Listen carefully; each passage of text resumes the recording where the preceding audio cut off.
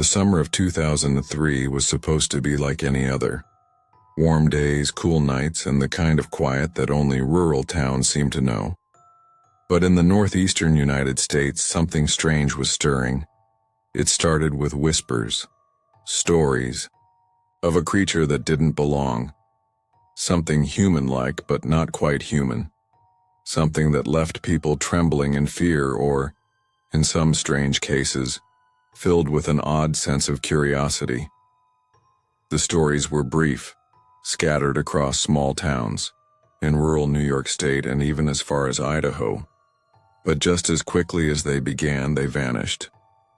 The media, once briefly interested, went silent. Online forums were wiped clean. Written accounts disappeared. It was as if someone, or something, didn't want the world to know. But memories are harder to erase than words on a page. Those who saw the creature couldn't forget. Their stories ranged from terrifying to bizarre. Some described an overwhelming sense of dread, as if the creature carried death on its back. Others spoke of a strange, almost playful energy, like it was toying with them. And then there were those who couldn't speak at all, not because they didn't want to, but because the fear was too deep, too raw. By 2006, a small group of people had come together, bound by their shared experiences. They were determined to find answers. Over the years, they had gathered nearly 24 documents, some dating back to the 12th century. The stories were eerily similar, spanning 4 continents. Whatever this creature was, it had been around for a long time, and it wasn't going away. One of the group members shared a chilling excerpt from their upcoming book. It was a suicide. Note from 1964, found in a wooden box alongside 2 empty envelopes addressed to William and Rose, and a loose letter. The note read, "As I prepare to take my life, I feel it necessary to assuage my guilt or pain. It is not the fault of anyone other than him. For once I awoke and felt his presence, and once I awoke and saw his form. Once again I awoke and heard his voice and looked into his eyes. I cannot sleep without fear of what I might next awake to experience. I cannot ever wake. Goodbye." The letter was addressed to someone named Lynn. It was short but haunting. "Dearest Lynn, I have prayed for you." He spoke your name. The box also contained a journal entry from 1880 written in Spanish. The writer's terror was palpable. "I've experienced the greatest terror. I see his eyes when I close mine. They're hollow, black. They saw me and pierced me. His wet hand, I'll not sleep. His voice." And then there was the mariner's log from 1691. "He came to me in my sleep from the foot of my bed. I felt a sensation. He took everything. He must return to England. We shall not come here again." At the request of the Rake. The Rake. That name kept coming up. It was what the creature was called by those who had encountered it. And in 2006, one woman's story brought it all into focus. 3 years earlier, she had been on a family trip to Niagara Falls. It was the 4th of July, and they had spent the day driving, exhausted but happy. That night, they put the kids to bed early and collapsed into their own. At around 4 a.m., she woke up, thinking her husband had gotten up to use the bathroom. She reached over to steal back the sheets, only to wake him in the process. She apologized, explaining that she thought he was out of bed. But when he turned to face her, his reaction stopped her cold. He gasped, pulling his feet up from the end of the bed so quickly that his knee almost knocked her out. He grabbed her, his eyes wide with fear, and said nothing. It took her a moment to adjust to the dark, but when she did, she saw it too. At the foot of the bed was a figure. It looked like a naked man or a large hairless dog. Its body was twisted, in an unnatural position, as if it had been hit by a car. For some reason, she wasn't instantly frightened. Instead, she felt concern, as if they were supposed to help it. Her husband, however, was frozen in fear, peering over his arm and knee, which were tucked into a fetal position. He kept glancing at her, then back at the creature. Then, in a flurry of motion, the creature scrambled around the side of the bed. It crawled quickly, its movements flailing and unnatural, until it was less than a foot from her husband's face. It was completely silent for what felt like an eternity, though it was probably only a few seconds. Then, it placed its hand on her husband's knee and ran into the hallway, heading toward their children's room. She screamed, running for the light switch. She had to stop it before it hurt her kids. When she reached the hallway, the light from the bedroom was enough to see the creature crouched and hunched over about 20 feet away. It turned and looked directly at her, its body covered in blood. She flipped the switch and the light revealed her daughter, Clara, lying on the floor. The creature ran down the stairs as she and her husband rushed to help their daughter. Clara was badly injured and spoke only once more before she died. Her final words were, "He's the Rake." That night, her husband drove his car into a lake while rushing Clara to the hospital. Neither of them survived. The small-town news spread quickly and the police were helpful at first. The local newspaper even took an interest, but the story was never published and the television news never followed up. It was as if the incident had never happened.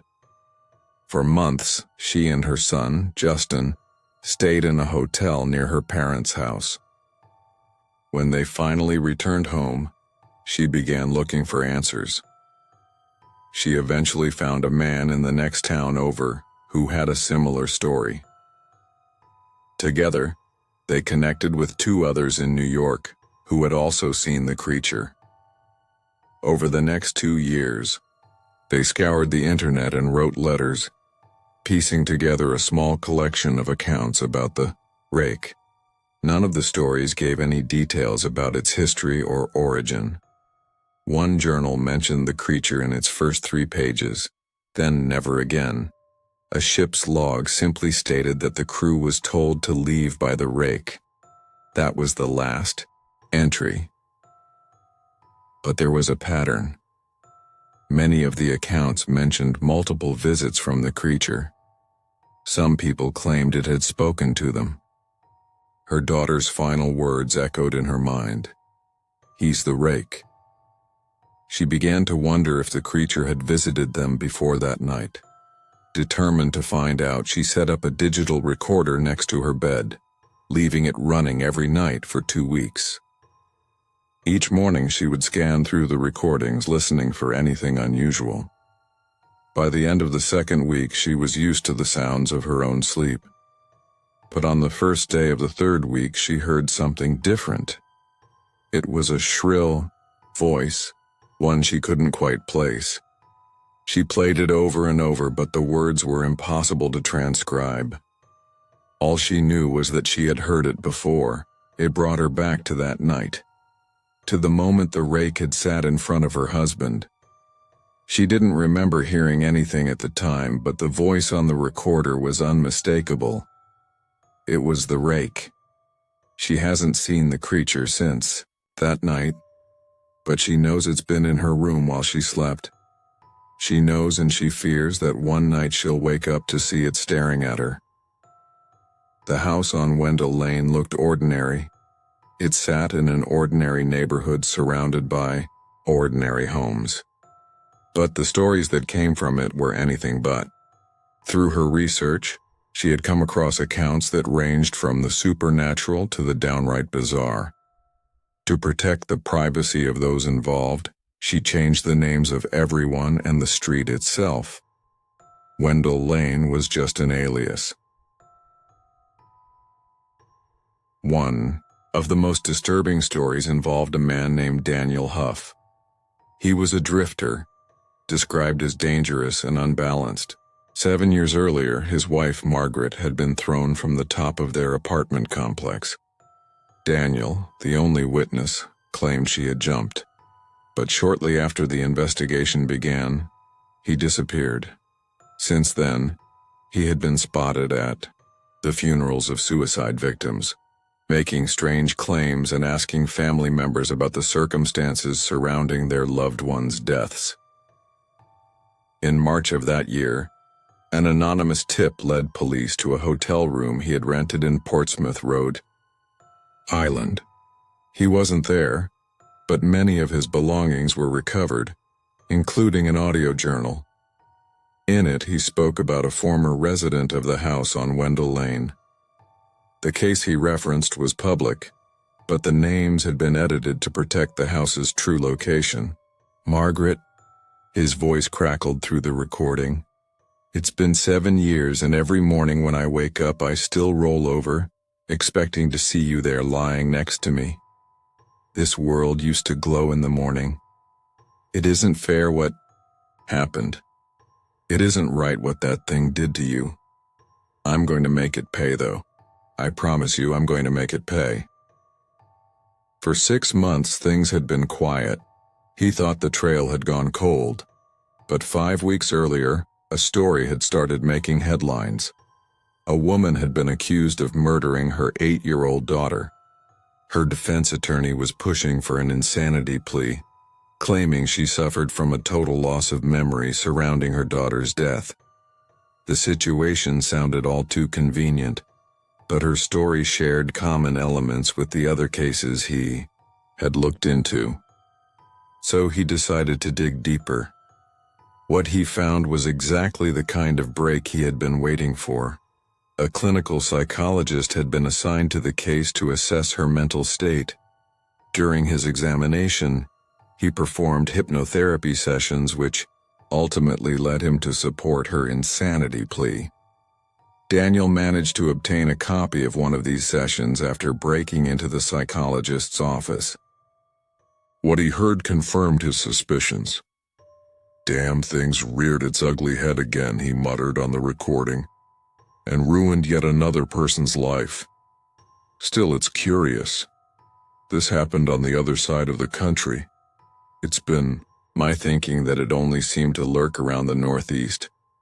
Every single incident that's ever been reported has come out of New England. But here it is, turning up in strange places. Maybe some places are just magnets for these types of things. I don't know. All that matters is that I find this thing and put it down." He played the hypnotherapy recording. The woman's voice was calm, almost sedated as she recounted the night her daughter died. "It's late," she said.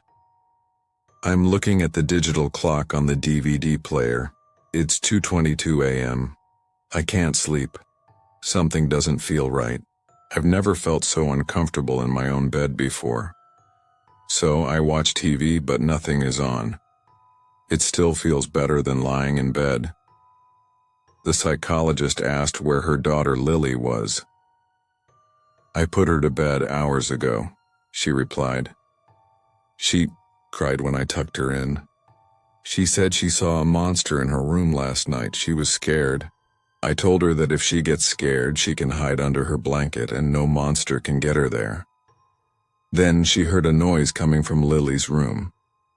It sounds like a person growling," she said. "Like if a person was doing an impression of what an angry dog might sound like. I don't think Lily can make this noise. She's only 8. And this voice has too much bass in it for a little girl. I'm scared." As she approached the door, the noise got louder. When she opened it, she saw Lily standing in the middle of her room, her lavender floral print blanket draped over her head. It was oversized, covering her whole body and draping across the floor. Lily was facing the closet and the noise was coming from her. "Lily?" she called, her voice barely a whisper. The noise stopped and Lily turned toward her, but then she heard Lily's voice, not from under the blanket but from the closet. "Mommy," it whispered, sending shivers down her spine. She tiptoed around the mound in the middle of the room, keeping her eyes on it the whole time. It didn't move, but it began growling again, louder this time. Her heart raced as she reached the closet and opened the door. Lily was sitting behind it, crying. She picked her up, holding her tight. But something else was in the room with them. Something under the blanket. "It's still growling," she said. "The noise is getting louder. I know I have to go back around it to get to the door, but it begins to shift under the blanket. I feel like my legs are frozen, too scared to move. Then it shows itself to me. It comes out from under the blanket and it's terrible. It's a monster. There's no other way to describe it. It has big black eyes and long, sharp fingers. Its skin is yellow. Its mouth. It's just awful. It's the most awful thing I've ever seen." The creature moved like an animal, stalking them on all fours. But she knew it wasn't after her. It wanted Lily. "It snaked its way right up to us," she continued, her voice trembling. "But it's completely ignoring me now. I realize I can't talk. I'm paralyzed. Lily is scared, staring right into its eyes. It extends a finger and scratches her on the cheek. I want to scream, but I can't. I'm helpless. This thing just made my baby bleed. But after that, it just leaves. It goes out the window." She carried Lily into the kitchen, placing her on the counter so she could call the police. But when she returned to the kitchen after locking the window in Lily's room, she found her daughter standing there with a carving knife pointed at her stomach. "She looks at me," the woman said, her voice breaking. "But she's not looking at me. She's looking through me. Her eyes are glassy and glazed over. I'm frozen again. I want to go to her, but I can't. Something's not letting me." She drives the knife into her stomach, again and again and again. It's terrible. When she's done, she falls to the floor. Her face is white. There's so much blood. All over the floor. I'm in shock. All I can do is stare at her. Right before she shuts her eyes, she whispers something to me. It's barely audible, but I hear it. The psychologist asked what Lily said. She says he is the Rake.